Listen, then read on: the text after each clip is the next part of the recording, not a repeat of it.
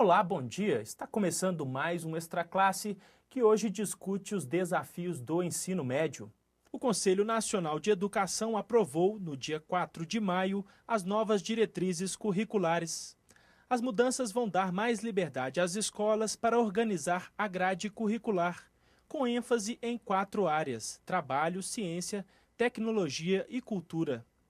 A ideia é tornar o ensino mais atrativo, já que, segundo uma pesquisa da Fundação Getúlio Vargas, o desinteresse é o principal motivo do abandono escolar entre jovens de 15 a 17 anos.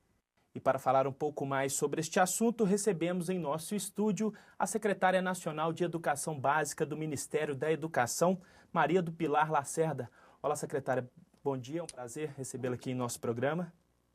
Secretária, na prática, como essas novas diretrizes vão funcionar? Qual será o impacto dessas mudanças nas atuais disciplinas, no conteúdo ministrado nas salas de aula do ensino médio atualmente? Essas novas diretrizes, eu penso que o maior impacto é o fortalecimento da escola e do projeto político-pedagógico da escola. Quer dizer, nós queremos que a escola, a partir do conhecimento dos seus alunos, da sua realidade, da sua comunidade, que ela tenha autonomia para escrever o seu projeto pedagógico. O outro ponto importante é uma flexibilização do currículo. Não que as disciplinas não irão acabar, não existe isso, assim, que você não terá disciplina só por área, que não terá conteúdo, o que também é uma bobagem. Não existe conhecimento sem conteúdo, todo conhecimento é o conhecimento sobre algo que é o conteúdo. O que nós queremos, e aí essa possibilidade existe, porque existe o novo Enem, é que a escola de ensino médio deixe de ser o espaço de preparação para o vestibular e seja o espaço de formação da juventude na etapa final da educação básica. Que a juventude tenha acesso e seja apresentada a todas as áreas do conhecimento, não com profundidade acadêmica ou de pesquisador, que eles não são, mas para que eles possam conhecer as diferentes áreas e fazerem as suas opções. Mas, principalmente, o que essas novas diretrizes curriculares querem é sintonizar a escola com essa juventude. Então, essa sintonia significa abandonar de vez a concepção cultural que a gente tem da escola do século passado. Certo. Secretária, na prática, podemos dizer que vai haver um agrupamento dessas disciplinas tradicionais hoje ministradas em torno dessas 4 áreas: trabalho, ciência, tecnologia e cultura, é isso? Não necessariamente. Nós não queremos engessar e nem trazer modelos prontos. Mas, por exemplo, uma escola que esteja em uma comunidade que tenha um processo cultural muito forte. Então, vamos pensar aqui em Belo Horizonte, o Alto Veracruz, ou no Rio de Janeiro, o Morro da Mangueira. Né? São locais que têm movimentos culturais locais muito fortes. Então, ela pode fazer o foco do seu currículo na questão da cultura e, ao trabalhar português, história, matemática, ela pode trabalhar a partir desse foco no processo cultural. Então, você pode trabalhar com bandas musicais, tanto bandas de rock como bandas fanfarra, tá?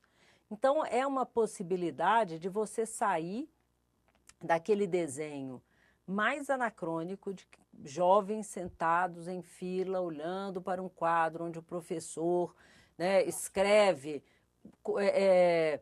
informações que muitas vezes estão no livro didático deles ou estão na internet, né, e tornar a primeira mudança que eu acho é você não ter nunca mais carteiras individuais e voltadas uma atrás da outra. É necessário trabalhar no grupo, é necessário trabalhar coletivamente, né? É necessário ter o espírito de equipe, e isso acontece a partir do projeto pedagógico da escola. Secretária, quais são as diferenças, as novidades dessas diretrizes em relação às anteriores aprovadas em 1998? Eu li, por exemplo, que 20% da carga horária poderá ser ofertada pela educação à distância Essa é uma das novidades, é isso? Nos cursos noturnos, sim. O curso noturno de ensino médio regular, ele vive meio uma organização hipócrita. Ele não tem 4 horas diárias de aula, ele não cumpre aquela carga horária e ele acaba sendo rebaixado. E nós queremos, primeiro, nós queremos que os jovens de 14 a 17 anos estudem no diurno. Nós queremos uma sociedade que tenha menos desigualdade para que eles não precisem trabalhar e, por isso, estudar à noite. Ou que eles estudem à noite porque não existem vagas nos cursos diurnos.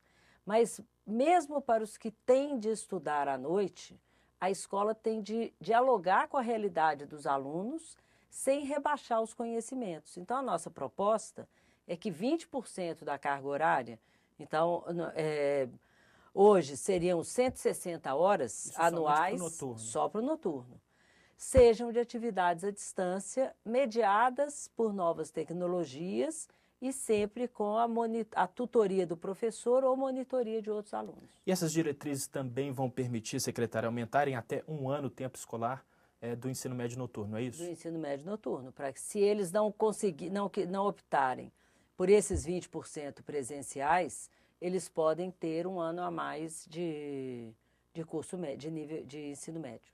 Agora, essas diretrizes também vão permitir aumentar em até 1 ano o tempo escolar dos estudantes do ensino médio noturno, é isso, secretária? As escolas que optarem por manter a mesma carga horária sem atividades não presenciais, elas podem, então, organizar o ensino médio noturno em 4 anos e não em 3. O objetivo mesmo é que a gente não tenha faz de conta dentro da escola. Certo. Secretária, qual que é a expectativa do MEC com essas alterações? A ideia é diminuir a evasão escolar no ensino médio? Não, a ideia é garantir um ensino médio de qualidade, contemporâneo, para os jovens dessa geração. Então, é necessário que, através do projeto político-pedagógico, a escola conheça seu público e organize a escola para dialogar com esses jovens, buscando esses jovens para a descoberta, né, da importância do conhecer para a formação de pessoas autônomas, que é o que todo mundo quer. Certo. Secretário, eu vou convidá-la para assistirmos a uma reportagem feita pela nossa equipe sobre a presença de laboratórios de ciência nas escolas do ensino médio. Vamos lá? Depois de aprender os conceitos da física, é hora de colocar em prática no laboratório. As experiências auxiliam para a compreensão dos fenômenos da natureza. Quando um aluno tem o contato com o laboratório, né, de ciências, né, ele consegue ver o fenômeno físico acontecendo ali na frente dele. Isso desperta o interesse em relação à disciplina, né? Ele consegue visualizar o fenômeno físico, ou seja, consegue perceber que aquilo realmente existe, né, na natureza, que acontece de verdade, e ao mesmo tempo ele consegue também quantificar as grandezas físicas de acordo com os determinados experimentos físicos. Mas a realidade das instituições de ensino brasileiras ainda está longe do ideal.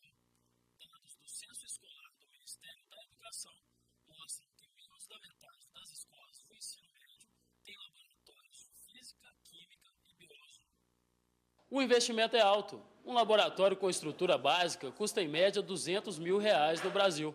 Os equipamentos são os itens mais caros e, para torná-los mais acessíveis, este professor associa criatividade e tecnologia. Existem muitos equipamentos que são realmente caros, porque a maioria, equipamentos bons mesmo de laboratório, a maioria é importada. Então, realmente, aí tem um custo acessível que, muitas vezes, em determinadas escolas, não é possível você adquirir esses equipamentos mais caros. Entretanto, você tem condição de obter equipamentos baratos, né, que a gente consegue desenvolver algumas coisas que é possível mostrar os fenômenos físicos de maneira qualitativa e, às vezes, até mesmo quantitativa mesmo. entendeu? Com coisas simples do cotidiano que você consegue montar. Mas, enquanto o novo equipamento não chega às salas de aula, boas ideias podem fazer toda a diferença. Bom ter uma aula no laboratório porque a gente aprende na prática o que acontece, a gente fica mais interessado em trabalhar.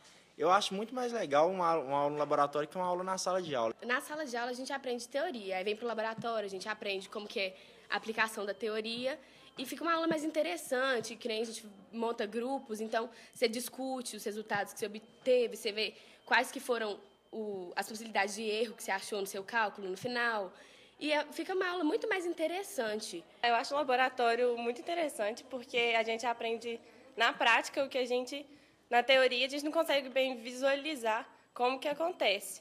Então, às vezes, só com cálculos, livro e teorias, a gente não consegue perceber o que realmente acontece no mundo todo.